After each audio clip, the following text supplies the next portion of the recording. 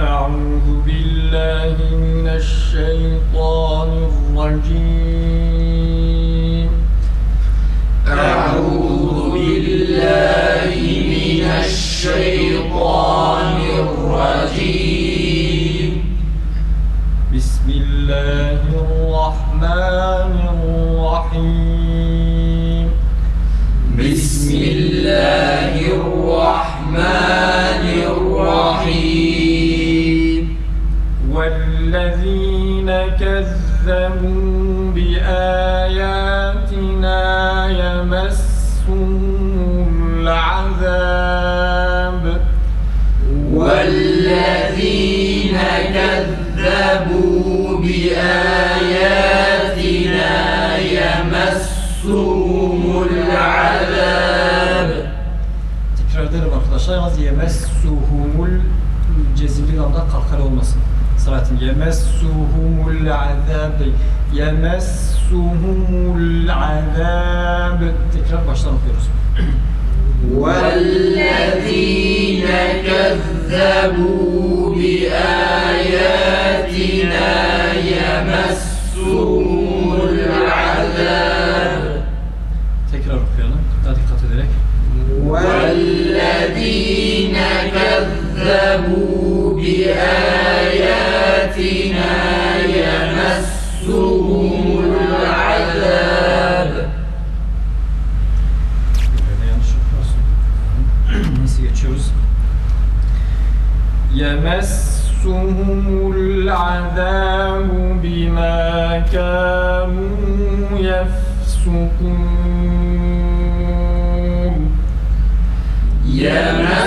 يمسهم العذاب بما كانوا يفسقون. Tekrar okuyalım. Yalnız canlı bir şekilde ses yükseltelim arkadaşlar. يمسهم العذاب بما كانوا يفسقون. والذين كذبوا بآياتنا يمسهم العذاب بما كانوا يفسقون.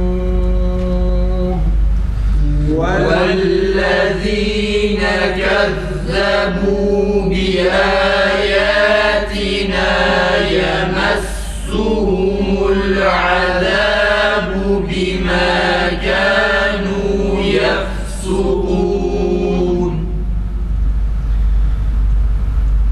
Harflerin, kelimelerin harflerine tek tek dikkat ediyoruz arkadaşlar. Tecvidin tarifinde hani her harfin hakkını vermekte değil. Diğer kelimelerdeki gibi lafızlar veya cümleler değil. Tecvidin tarifinde geçtiği gibi tecvidin konusu harftir. Her harfle tek tek dikkat ederek okumamız gerekiyor. Ona göre biraz daha dikkat edelim. قُلْ لَا أَقُولُ لَكُمْ عِنْدِي خَزَائِنُ اللَّهِ. قل لا أقول لكم عندي خزائن الله. عِنْدِي kelimesi daha uzatalım Muhammed Ali. Bir daha. قل لا أقول لكم عندي خزائن الله. Ha tam boğazdan çıksın. Ha. Haze boğazdan ve asisi çıkararak okuyoruz. Tekrar okuyoruz. قل لا أقول لكم عندي خزائن الله. ولا أعلم الغيب ولا أقول لكم إني ملك. ولا أعلم الغيب ولا أقول لكم إني ملك. Tekrar okuyalım. ولا أعلم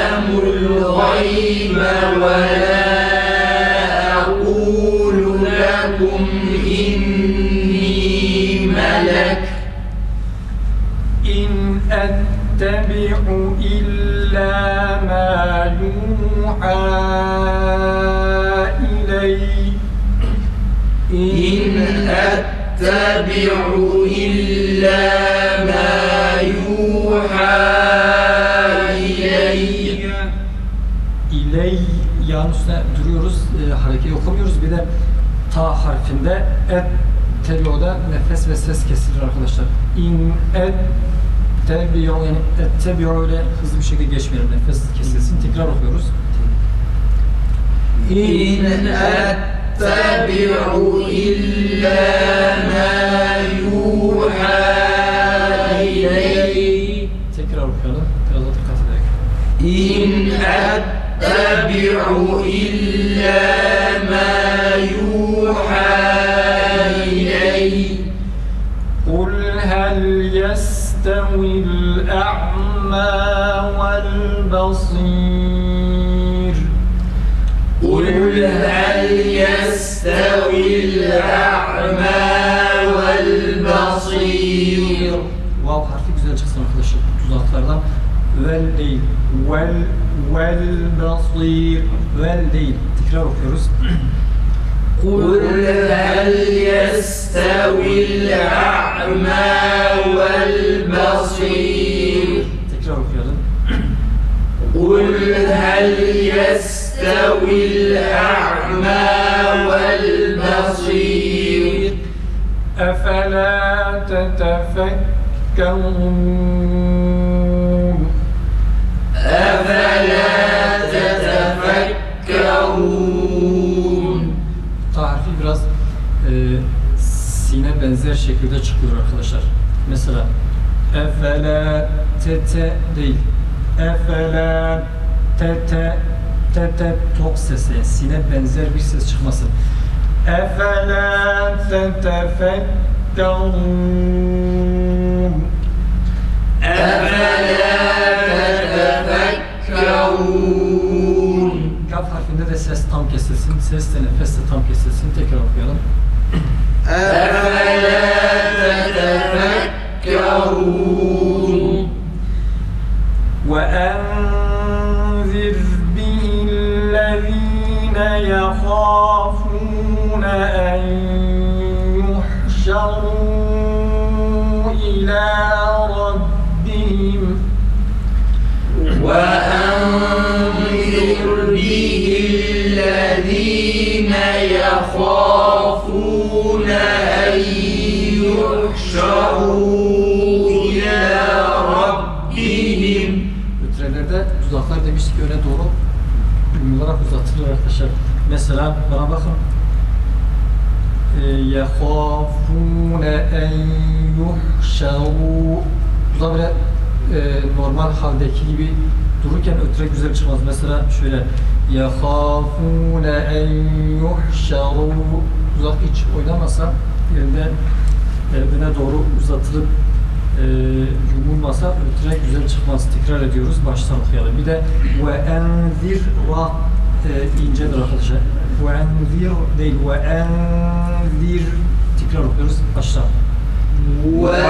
وأنذر به الذين يخافون أن يحشروا إلى ربهم Bir de eyyuh değil. Ötre ü değil arkadaşlar. Ü çıkması gereken. Ü'ye yakın fakat ü değil. Bir de ra hala kalın çıkıyor. وَاَنْذِرْ Zir değil. Zir şimdiden kalın çıkmasın.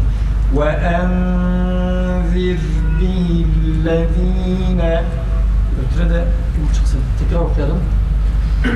وأنذر به الذين يخافون أن يحشروا إلى ربهم Kalın harflerde de fetha harekeli ve elif med harfi kalın harflerde ağız ince harflere oranla biraz daha fazla açılır. Mesela bana bakın ha çene bu kadar açılıyor.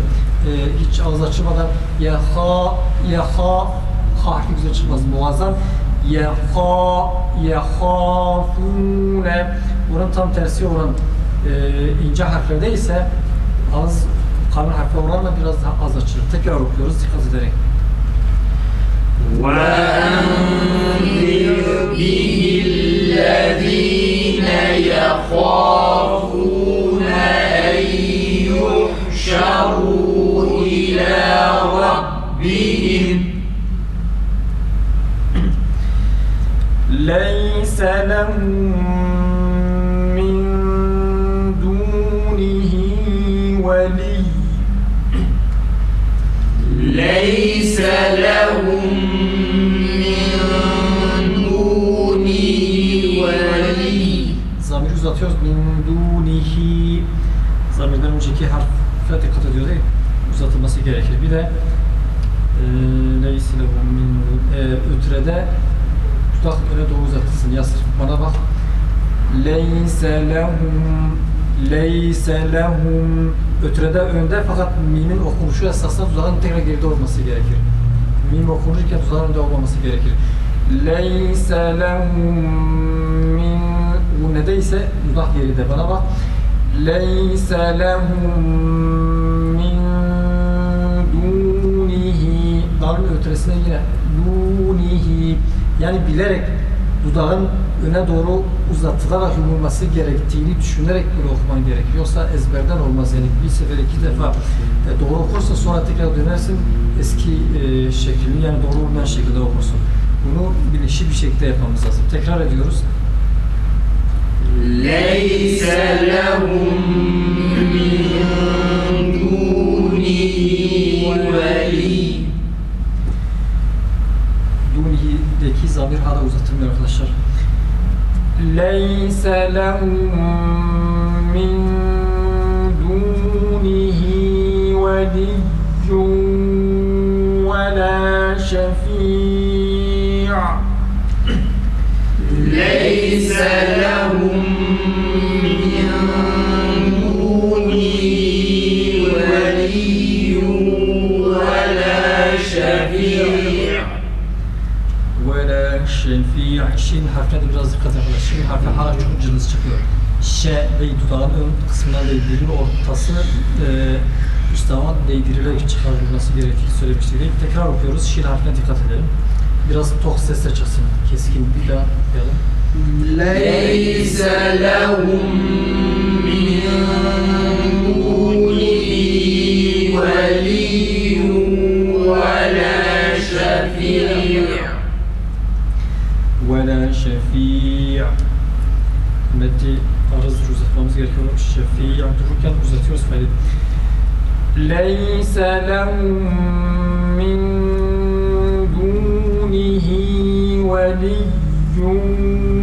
وَلَا شَفِيعٌ لَعَلَّهُمْ يَتَّقُونَ لَيْسَ لَهُم مِّن دُونِهِ وَلِيٌّ وَلَا شَفِيعٌ لَعَلَّهُمْ يَتَّقُونَ Tekrar okuyalım. Yalnız az önce demiştik mim cezminde hunnede tutak geride fakat veliyyu ve la vava bağlattığımız idâ ma'al hunne nugunesini yaparken dudak önde tutularak yapılır. Sonra vav harfi okunur harekesi. Tekrar okuyalım.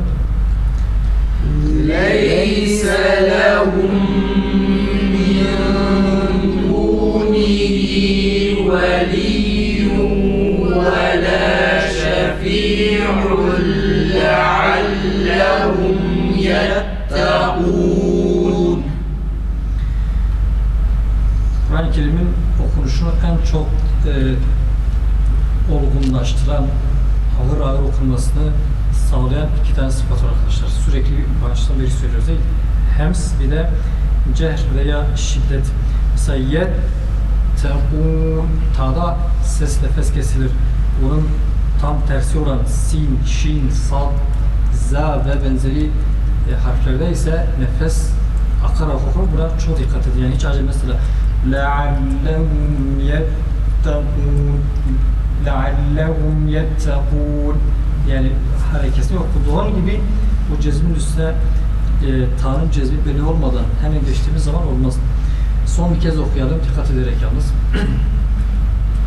ليس لهم من دونه ولي ولا شفيع لعلهم يتقون ولا تطرد الذين يدعون ربهم بالغداة والعشي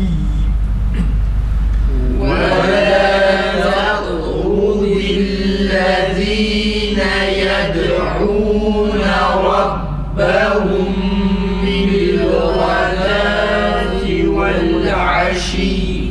Tekrar edelim.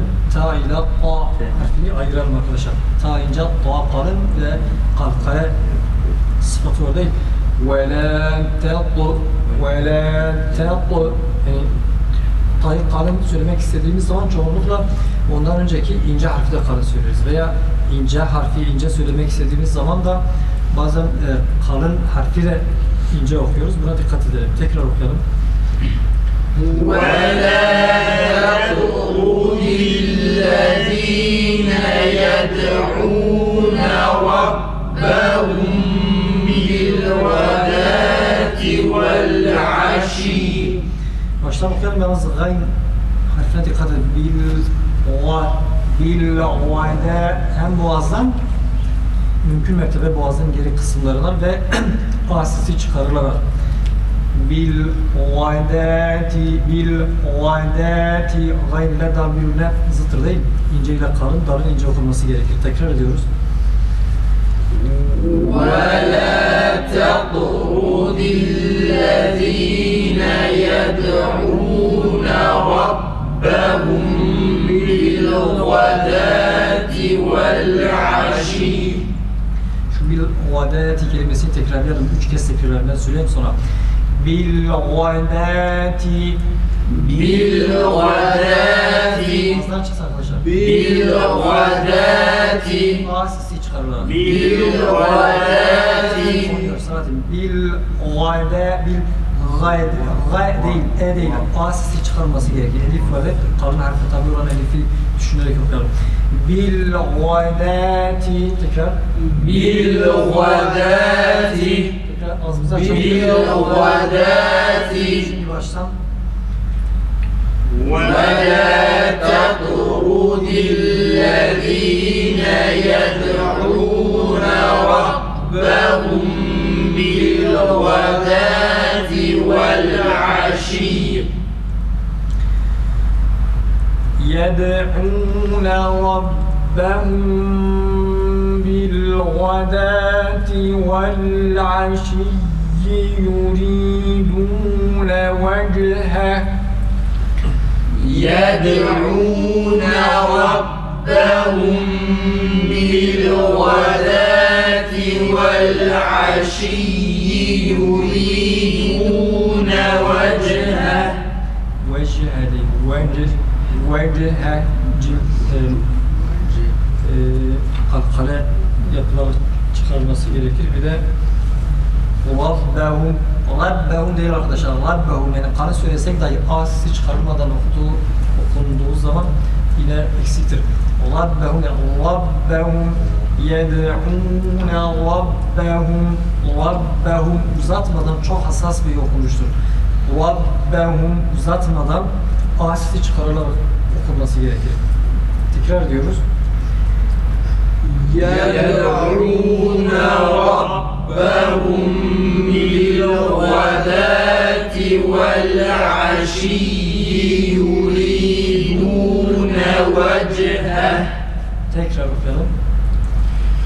يدعون ربهم بالغداة والعشي يريدون وجهه.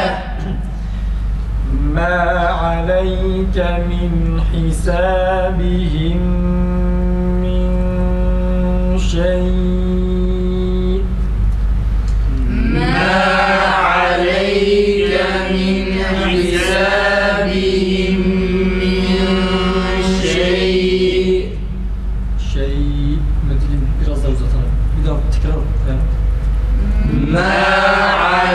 عليك من حسابهم من شيء. İhtifalar biraz daha ince olursunuz. Karın harflerindeki gibi geriden değil, genizin geri kısımlarına değil, ön taraftan min yani o harfinin sadece bu ne sıfatı bakın kalıyor yani biz kesiyoruz. Tekrar edelim. ما عليك من حسابهم من شيء وما من حسابك عليهم من شيء وما من حسابك عليهم من شيء فتطردهم فتكون من الظالمين فتطردهم فتكون من الظالمين. Tekrar edelim, dikkat edelim. فتطردهم فتكون من الظالمين. وما من حسابك عليهم من شيء فتطردهم فتكون من الظالمين. وما من حسابك عليهم من شيء فتطردهم فتكون من الظالمين. صدق الله العظيم. صدق الله